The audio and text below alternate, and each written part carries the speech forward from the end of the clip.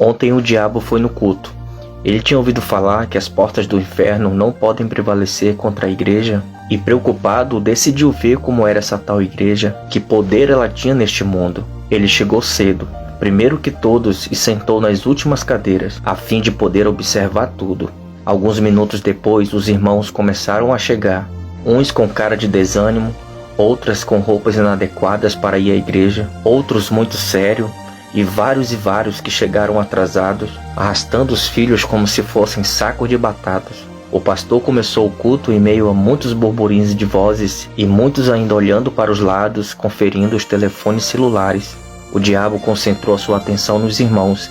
Ele queria saber quem era o mais poderoso e que poderia ameaçar o inferno. No momento dos louvores ele ficou muito assustado. Afinal, pareciam realmente estar adorando a Deus. Mas depois, na hora da pregação da palavra, alguns foram para a rua, outros pegaram celulares e outros não mostravam nenhuma empolgação.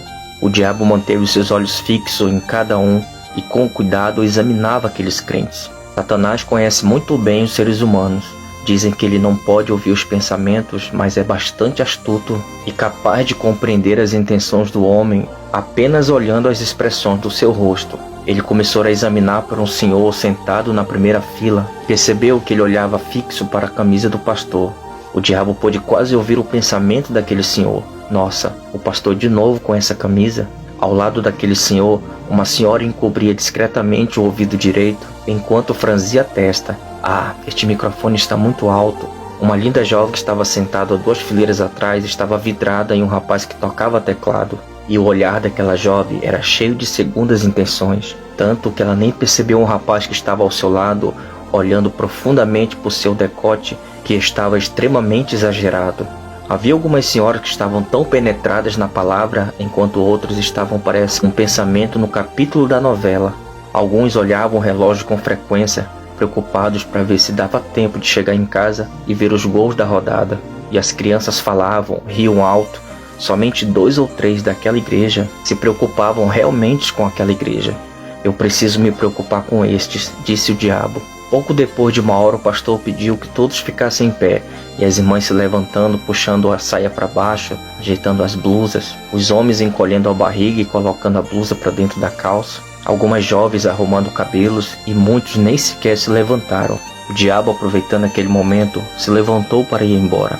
Ele saiu tranquilo, pensando que certamente aquela igreja não ofereceria nenhum risco para ele neste mundo. Antes de sair ainda, ele pôde ouvir o pastor dizendo: "Ei, se você gostou, volte na semana que vem." Mas ele não ia voltar.